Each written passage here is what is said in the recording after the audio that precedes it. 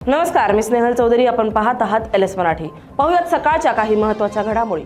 राज्याचे उपमुख्यमंत्री अजित पवार यांच्या अकाली निधनानंतर त्यांच्या पत्नी सुनेत्रा पवार राज्याच्या उपमुख्यमंत्रीपदी विराजमान होणार आहेत. अजित पवारांच्या पत्नी सुनेत्रा पवार आज उपमुख्यमंत्री पदाची शपथ घेणार आहेत. आज संध्याकाळी 5 वाजता सुनेत्रा पवारांचा शपथविधी होणार आहे.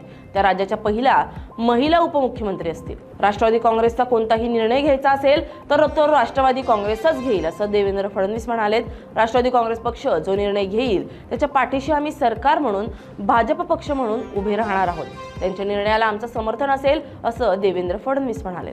पिंपरी चिंचवडमध्ये शोकसभेचं आयोजन करण्यात आलं होतं. यावेळी अजित पवार यांना श्रद्धांजली वाहताना भाजप नेते आणि आमदार महेश लांडगे अत्यंत भावुक झाल्याचं पाहायला मिळाले. दादा मला माफ करा असं म्हणत त्यांनी श्रद्धांजली वाहिली. सुनेत्रा पवारांचं नाव पक्ष नेतृत्वासाठी पुढे येतंय. पक्षाचे सर्व ज्येष्ठ नेते जो निर्णय घेणार तो योग्यच घेणार असं तुमसरचे आमदार राजू कारेमोरे म्हणालेत. आगामी निवडणुका लक्षात घेता पक्षाला नेतृत्व असणं गरजेचं आहे आणि त्यासाठी त्वरित निर्णय घेणं महत्त्वाचं आहे अशी प्रतिक्रिया राजू कारेमोरे यांनी दिली आहे. स्वर्गीय उपमुख्यमंत्री अजित पवार यांच्या स्मरणार्थ मालेगावात सर्वपक्षीय शोकसभेचं आयोजन करण्यात आलं होतं. या सभेत मोठ्या संख्येनं नागरिक देखील उपस्थित होते. मंत्री दादा भुसे यांच्यासह मालेगाव मध्यचे माजी आमदार आसिफ शेख यांनी देखील अजितदादांच्या आठवणींना उजाळा दिलाय. मालेगावच्या महापौर पदासाठी आता वेगळंच समीकरण पुढे आले. महापौर आणि उपमहापौर पदाची निवड अजून बाकी आहे. सत्ता स्थापनेसाठी हालचाली सुरू आहे. अशातच काँग्रेस आणि भाजप एकत्र आलेत.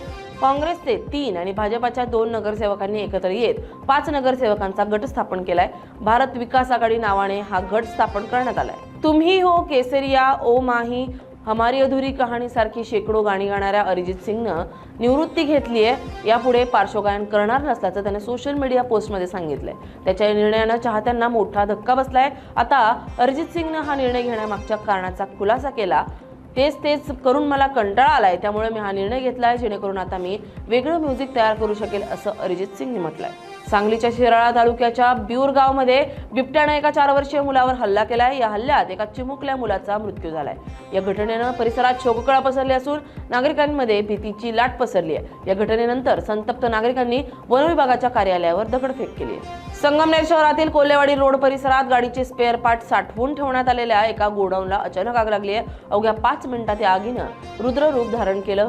या आगीत अंदाजे 30 ते 35 लाख रुपयांचं मोठं आर्थिक नुकसान झाल्याची प्राथमिक माहिती आहे. सुदैवानं या घटनेत कोणतीही जीवितहानी झालेली नाही. ऑटोत बसून प्रवास करणाऱ्या महिलेच्या गळ्यातील सोन्याचे दागिने चोरून पळून जात असताना भंडाऱ्यात नागरिकांनी दोघींना पकडलंय. महिलांना भंडारा पोलिसांकडे सुपूर्द केल्यानंतर झडती दरम्यान या महिलांकडे चोरलेले दागिने आढळून आलेत. या प्रकरणी भंडारा पोलिसांनी नागपूरच्या 2 महिलांवर गुन्हा दाखल करून त्यांना अटक केली आहे. या होत्या काही महत्त्वाच्या घडामोडी. पाहत रहा LS मराठी.